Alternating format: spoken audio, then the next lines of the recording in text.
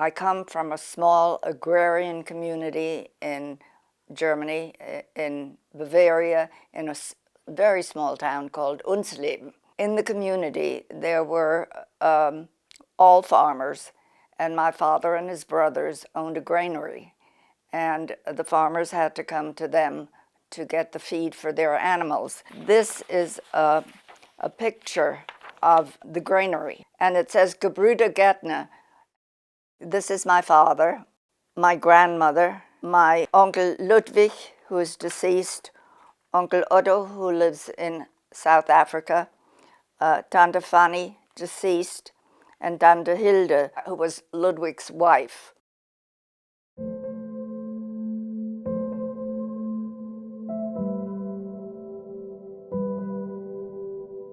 I was just 6 years old, and I was starting school, and the school I went to was one room. I started in first grade, and that's as far as I got there, but my cousins moved up till they went all the way to 8th grade. My cousins, on a Friday afternoon, they were taken to one of the churches, and the nuns taught them, the girls to sew and the boys to do woodwork.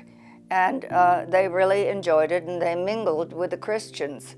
There was no problem whatsoever. Suddenly, the handwriting was on the wall.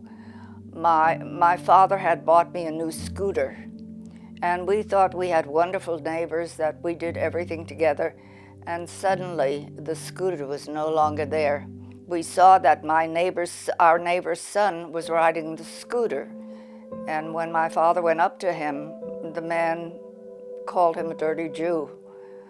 And at that point, we really realized how bad things were for the Jews. There had been so many laws since 1933, when Hitler came into power. The lawyers could no longer practice except with Jews.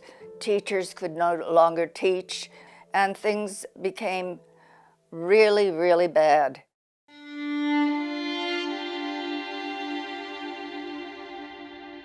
The night of broken glass, my grandmother and I were sleeping in the same room, and my grandmother was under the window, and they broke the windows, and her legs got cut. They dragged my father and all the Jewish men to Dachau. Dachau was the nearest concentration camp, and one uncle hanged himself in the loft of the barn. He just couldn't cope with it. We had no idea if we would ever see my father again. And Dachau was filled with Jewish men in all the neighborhoods, all the towns. These are 3 mugshots of my father. And you can't see too well, but there are lots of marks on his face. They took everything out of the synagogues and burned them in the middle of the street. It was horrendous, absolutely horrendous. In our community, there may have been 30 Jewish families at one point, and little by little, they disappeared.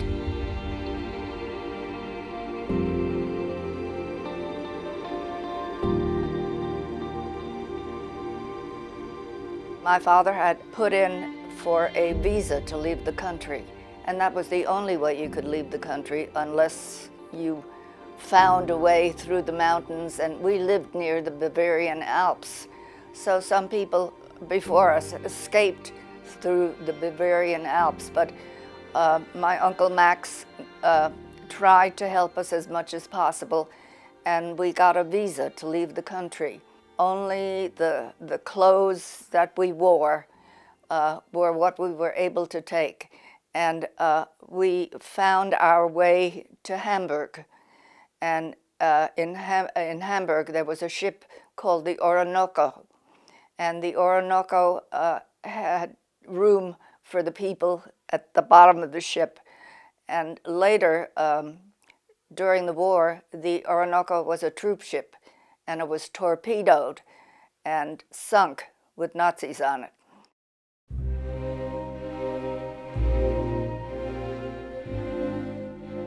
We took the Orinoco and we got into Cuba.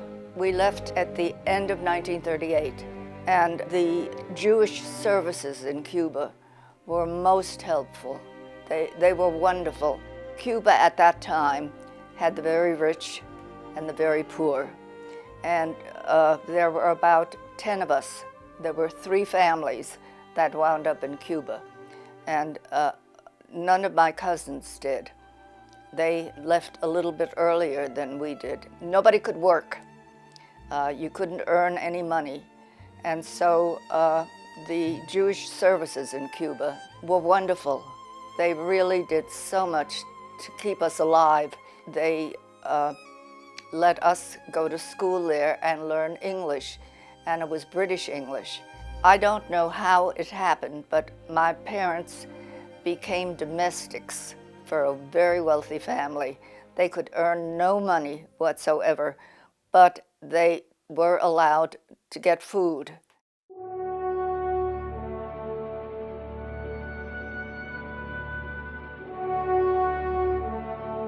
Finally, our quota number came up. We had only our clothes, and not too many of them were in good condition, and we took a ship to, a little ship to Florida. And from Florida, we took a bus up to New York. And we lived with my uncle and aunt for a very short time, and finally we found an apartment, and my father was a dishwasher at the World's Fair just before it ended, and my mother cleaned houses, and that's how we existed and subsisted. The youngsters were not very kind to me. I remember being beaten up several times on the way to and from school, and I hated to go to school because I knew what was going to happen. Little by little, the children began to accept me, and they became my friends. We lived in that apartment till I went to college. It was a one-bedroom apartment, and my bedroom was the living room couch, and for all those years, I slept on the living room couch. You know, it's a matter of survival. There is no question about it. You realize how lucky you are that you are a survivor, and you make do.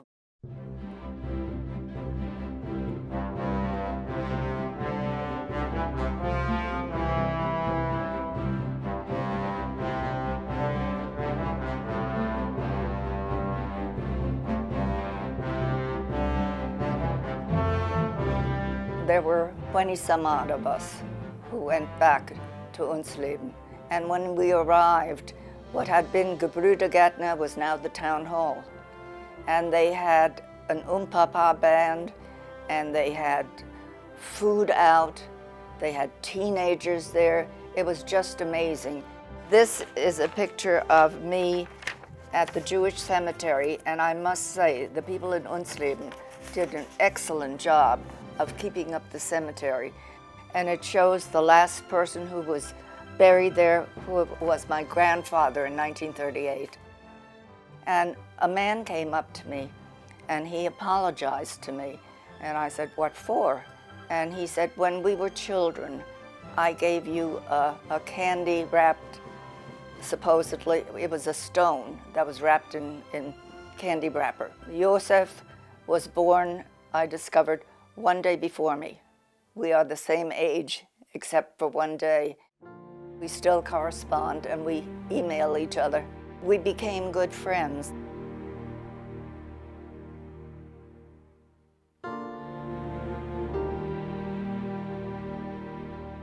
There is evil, great evil.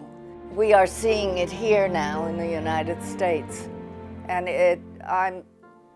I'm just aghast that, first of all, anti-Semitism is rising.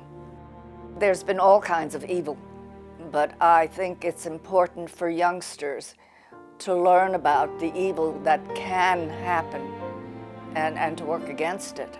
And I'm just delighted that it's part of the Tennessee curriculum now. It needs to be. Never forget. And the older we get, the more we drop out. And it's something that must be told